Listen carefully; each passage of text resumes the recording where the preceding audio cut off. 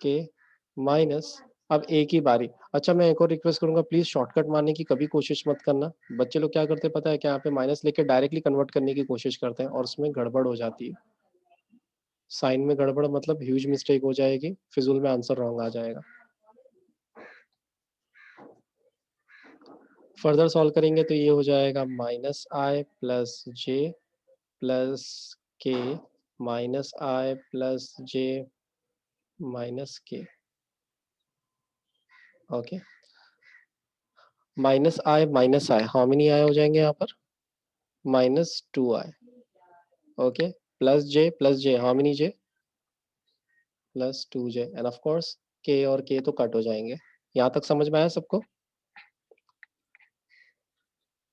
हाँ सर। उसी हाँ तरीके सर। से AC फाइंड करते हैं, तो C माइनस ए। तो कुछ मुश्किल है क्या, देखो पहले मैंने AB फाइंड किया, अब ये AC फाइंड करते हैं, तो C की जगह पे C के कोऑर्डिनेट्स डाल देते हैं। अगर कोई मुझे डायरेक्टली फाइनल आंसर बता सके जैसे AC का क्या आएगा तो मेरे लिए अच्छा रहेगा, थोड़ा शॉर्टकट काम हो जाएगा।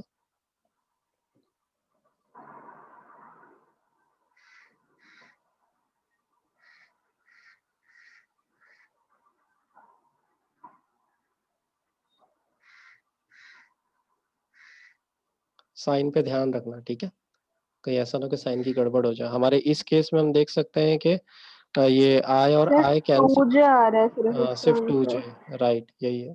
ओके, इसी तरीके से अब हम अगले वाले को भी सॉल्व कर लेते हैं। अगला है हमारा AD।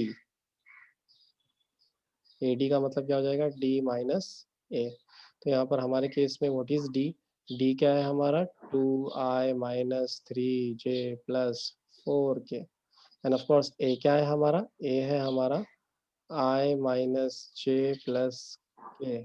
फर्दर सॉल्व करेंगे तो ये हो जाएगा, अगर माइनस साइन को अंदर डालेंगे तो माइनस प्लस माइनस, बराबर।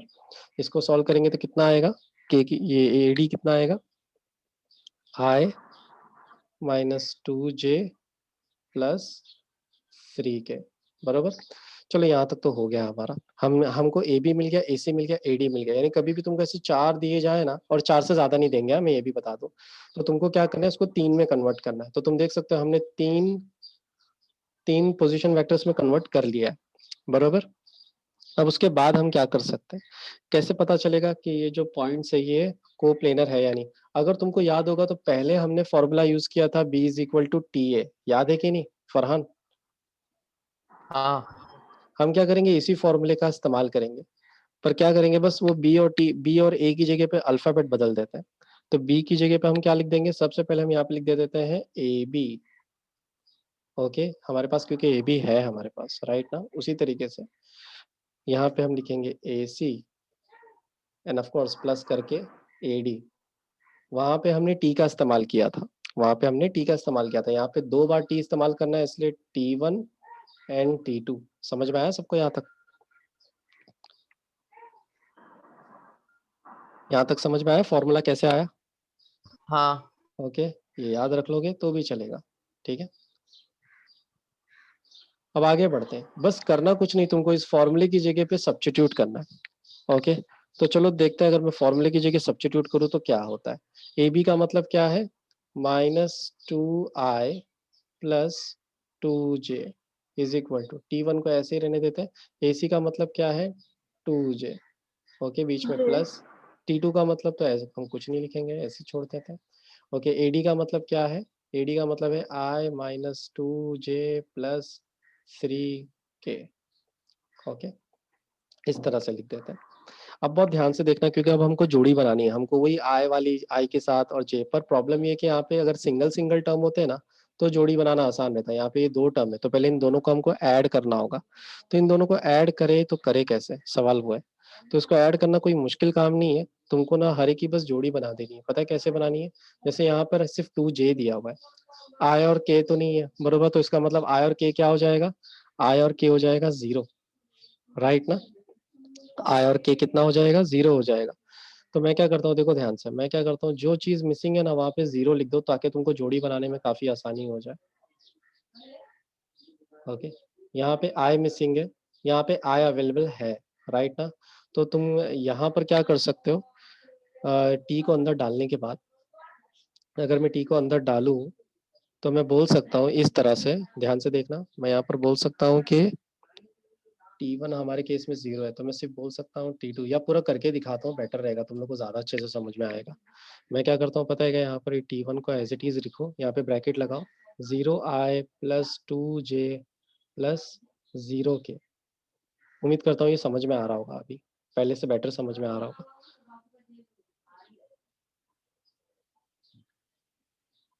ओके, अब मैं क्या करने वाला पता है कि इस T1 को अंदर डाल दो, इस T2 को भी अंदर डाल दो। तो चलो अंदर डाल देता हूँ, मैं इसी स्टेप को रब करके इसके अंदर डाल देता हूँ। तो देखो कैसा हो जाएगा, ये हो जाएगा 0 T1i,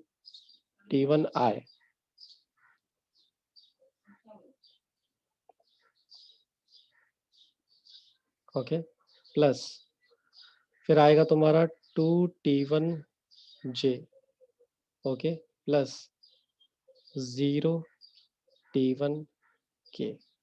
फिर यहाँ पे बीच में निशानी अगेन प्लस की, मैं यहाँ पे कंफ्यूजन ना इसलिए ब्रैकेट लगा देता हूँ। T2 को अंदर डालूंगा तो ये कुछ ऐसा दिखाई देगा, ये हो जाएगा T2i, okay, minus 2T2j, okay, plus 3T2k। क्या ये समझ में आ रहा है अभी एग्जैक्टली मैंने क्या किया है? हाँ ये कंफ्यूजन हो रहा है? हाँ सर ये इसलिए समझ क्या था कि जोड़ी बनाने में आसान हो। देखो यहाँ पर भी आय है, यहाँ पर भी आय है, बरोबर। आय वाले टर्म को अब तुम एक साथ लिख सकते हो, कैसे लिख सकते हो, तुम आय को ऐसे बाहर लिखो और ये जो T2 और ये 0T है, इन दोनों को आपस में ऐड कर दो। तो देखो 0T1 + T2 ऐसे ऐड करेंगे तो ऐसे ही दिखेगा ना, राइट? हाँ ऐसा ही दिखेगा, राइट ना? तो मैं यहाँ पर डायरेक्टली क्या बोल सकता हूँ, इंस्टेड ऑफ ये 0T, क्योंकि वो लिखने का कोई सेंस ही नहीं बनता, तो मैं डायरेक्टली यहाँ पे T2i लिख देता हूँ ना, अंत में बचना तो वही है, राइट ना? प्लस अब j की बारी, ठीक है, तो दोनों तरफ j है, राइट ना? कंफ्यूजन हो रहा है तो पहले बता देना, ठीक है? तो देखो मैं क्या करने वाला हूँ, 2T1, ओके, माइनस 2T2 और j को बाहर लिख दिया। j के जो टर्म्स थे ना उनको मैंने ऐड कर दिया, सिंस यहाँ पे माइनस था इसलिए माइनस लिखा है मैंने। समझ रहे हो क्या? आप k की बात करेंगे तो k की वैल्यू कितनी आएगी, सिंस ये तो 0 है, तो सिर्फ कितना बचेगा हमारे पास, 3T2k। 3D2K। ओके, बस इतना करने के बाद अब करना कुछ नहीं, तुमको जोड़ी बनानी। कैसी जोड़ी? बाय वेक्टर इक्वालिटी वाला रूल लगाना है।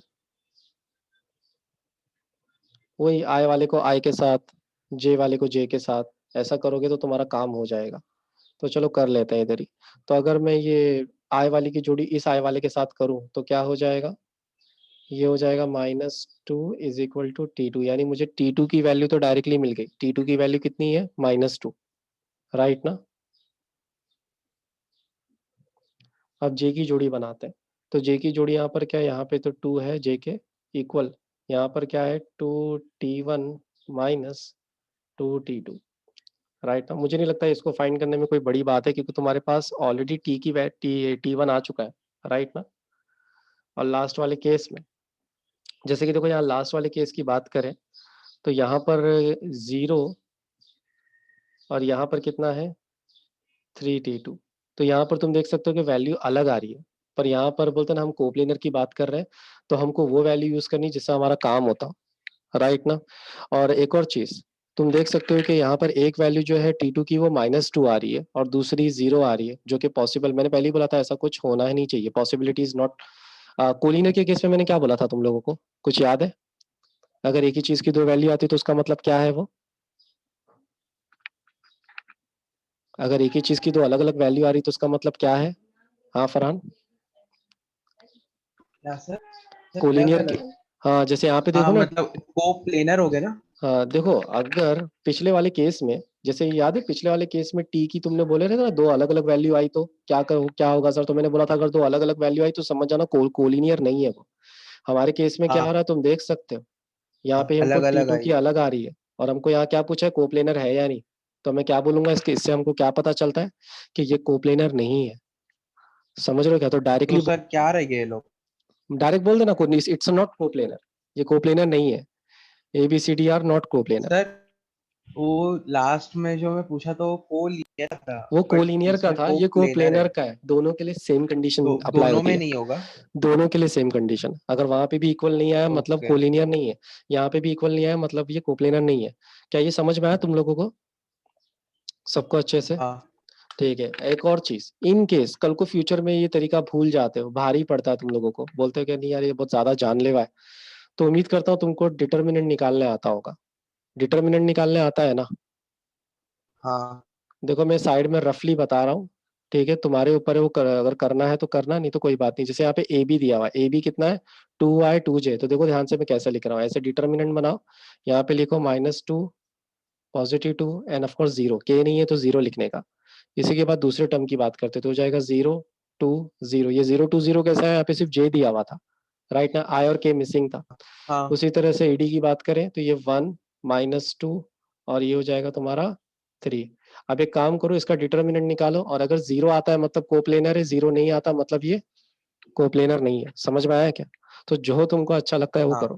ठीक है, ये वाला मेथड इसलिए नहीं बताया क्योंकि वो जिस एक्सरसाइज में ये मेथड है वो उड़ा दिया है लोगों ने, रिड्यूस कर दिया।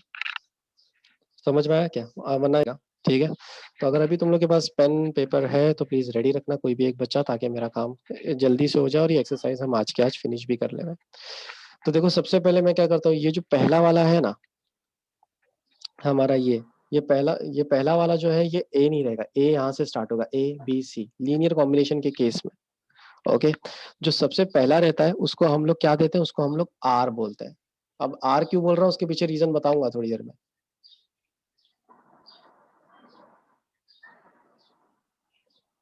ओके, ये हो जाएगा हमारा ए। हमारा ए क्या है, हमारा ए बन जाएगा 2i + j - 4k। ये हो जाएगा बी, बी हो जाएगा 2i - j + 3k। याद रखना, वेक्टर एक ऐसा चैप्टर है जिसकी अगर तुम लोग सिर्फ एक बार भी प्रैक्टिस करते हो ना तो ये हमेशा के लिए तुम लोग को मेमोराइज हो जाता है। ये इस तरह का चैप्टर है ये। पर अगर तुम लोग इसको टच नहीं करते तो फिर बहुत भारी पड़ जाएगा, क्योंकि ये डिफरेंशिएशन इंटीग्रेशन जैसा नहीं है कि बस पूरा टाइम प्रैक्टिस करते रहो प्रैक्टिस करते रहो, नहीं। इसके लिए वन टाइम रिवीजन काफी है, पर इमीडिएट रिवीजन जरूरी है, लेट करोगे तो भारी पड़ जाएगा। ओके, अब तक हमने जो फॉर्मूलेस का इस्तेमाल किए, पहले हमने याद है b = TA का इस्तेमाल किया था, फिर बाद में एडिशन करते गए, याद है कि नहीं? इस हाँ तरह से इस बार तुम देख सकते हो ABC, हम इस बार हमारे पास 3 3 है। ओके, तो हमारा फॉर्मूला भी वैसे ही बनेगा। हमारा फॉर्मूला कैसा हो जाएगा, कुछ इस तरह का दिखाई देगा। ध्यान से देखो, R = ABC, ऑफ कोर्स। अब जाहिर सी बात है, ओके, मैंने अब तक यहाँ पर T1 T2 ऐसे लिया करता था मैं, पर तुम लोग अगर अपनी टेक्स्ट बुक उठाओगे, उसके सॉल्व एग्जाम्पल देखोगे या डाइजेस्ट उठाओगे, तो उन लोग ने उसकी जगह पे ना T1 T2 की जगह पे X Y और Z लिया। ठीक है, XYZ इसलिए लिया है क्योंकि वो बोलते हैं ना, जब भी डिटर्मिनेंट यूज करते हैं अपन तो अच्छा लगता है, XYZ जरा अच्छे लुक्स एंड फील देता है, बचपन से अपन वही देखते हुए आए ना, इसलिए। बाकी तुम्हारी मर्जी, तुमको जो अल्फाबेट लेना है लो, बस कंफ्यूज मत होना। समझ में आया है क्या? अब करना कुछ नहीं है तुम लोगों को, देखो ये तुम्हारा आर है, आर की जगह पे आर की ये जो वैल्यूज है वो डाल दो, ए की जगह ए की, बी की जगह बी की, सी की जगह सी की। ओके, और डाल के देखो कि क्या होता है, तो चलो डाल के देखें क्या आता है।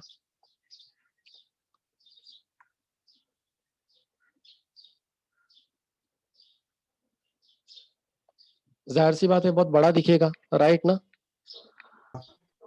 तो चलो इसके लिए थोड़ा सा हम कंफर्टेबिलिटी राइटिंग करते हैं। मैं यहाँ पे एक ही जगह पे लिख देता हूँ i + j - 4k। ओके, बीच में निशानी प्लस की है तो मैं प्लस यहाँ लिखता हूँ, और y वाला पार्ट उसके नीचे लिखता हूँ, एग्जैक्टली नीचे लिखता हूँ। b की जगह पे मैं b लिख देता हूँ, वो है 2i - j + 3k। लिखने के तरीके से काफी हेल्प मिलेगी तुम लोगों को।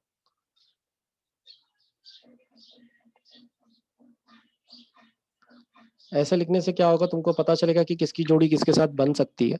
ओके, तो चलो जोड़ियां बनाते हैं। हम क्या करेंगे पता है क्या, जी अगर मान लो इस x को अगर मैं अंदर डाल दूं, अगर इस x को अंदर डाल दूंगा, जैसे T1 T2 को भी तो अंदर ही डालते थे ना अपन हर ब्रैकेट के, तो ये हो जाएगा 2xi + xj - 4xk, ये ऐसा ही दिखाई देगा, राइट ना? y को भी अंदर डालोगे तो वैसा हो जाएगा, z को भी अंदर ही डालना है, मतलब इन शॉर्ट और कुछ नहीं करना है। अंदर डालने के बाद फिर i का j का एक कॉमन पैक बनाना है। तो ये कॉमन पैक कैसे होगा जरा ध्यान से देखना। ठीक है, मैं यहाँ पर थोड़ा सा शॉर्टकट काम कर रहा हूँ। तो शॉर्टकट काम देखो मैं कैसे कर रहा हूँ। मैं सबसे पहले ना ये अपना आई की जोड़ी बना रहा हूँ। आई की जोड़ी कैसी बनेगी पता है? कुछ इस तरह से बनेगी, ये हो जाएगी 2x प्लस, ओके, अगर यहाँ पे x डाल दूं इसके अंदर तो ये हो जाएगा 2x, y अगर इसके अंदर डाल दूं तो ये हो जाएगा 2y, राइट ना। z इसके अंदर डाल दूं तो कितना हो जाएगा? हाँ फरहान, 3z।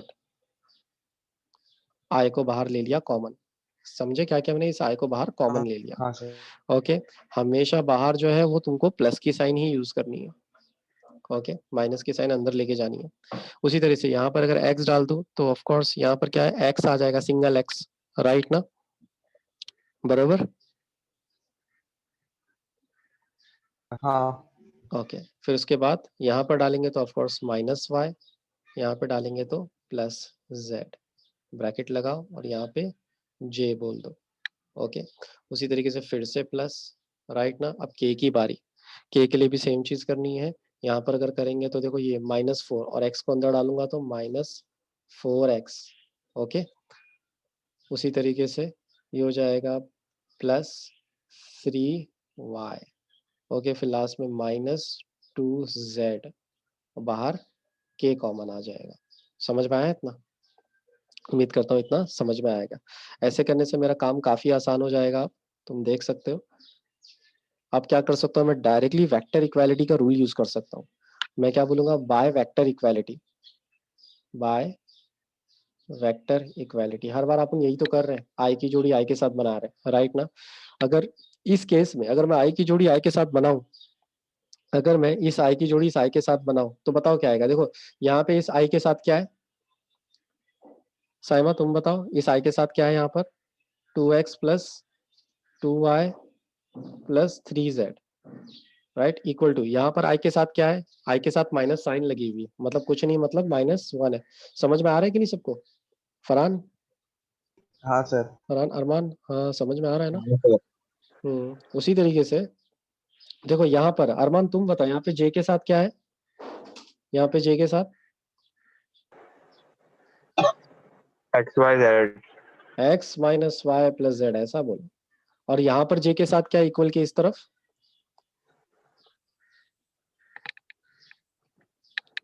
जल्दी बोलो। क्या बोले सर आपने? अरे लिख दिया मैंने, जाने दे। ओके, यहाँ पर इसके साथ क्या है, के साथ -4x plus 3y minus 3Y minus 2z is equal to, यहाँ पर क्या है 4 है तो 4 लिख देते हैं। समझ में आया क्या? तो ये हो गई तुम्हारी इक्वेशन 1, ये हो गई तुम्हारी इक्वेशन 2, ये हो गई तुम्हारी इक्वेशन 3। यहाँ तक सबको समझ में आया? अब मैं क्या बोलता हूँ, जरा ध्यान से देखो, क्या तुम लोग को 10th का क्रैमर्स रूल याद है? हाँ हाँ सर याद है। याद है पक्का?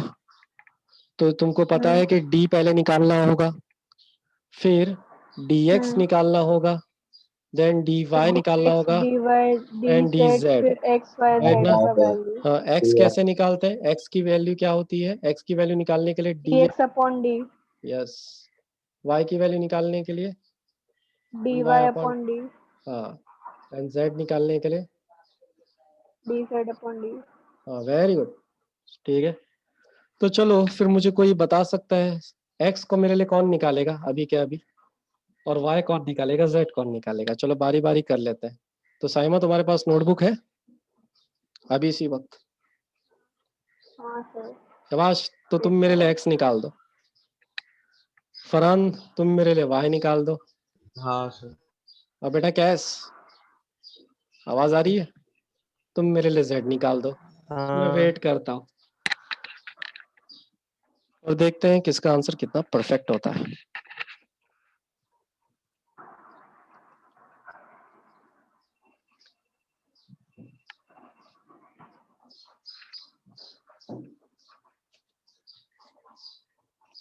अब बेटा अरमान तुम क्या कर रहे हो? वो अरमान, हाँ सर, देख रहे हो क्या है?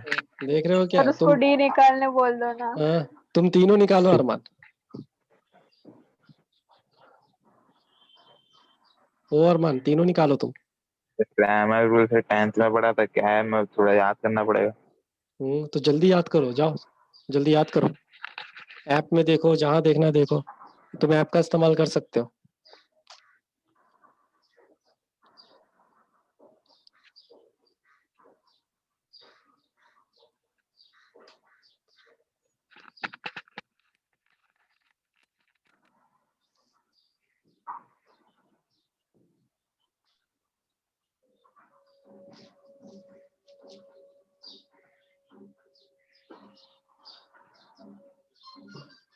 सर किया है एक्स की वैल्यू -18 बता रहे हो? एक्स की वैल्यू बता रहे हो?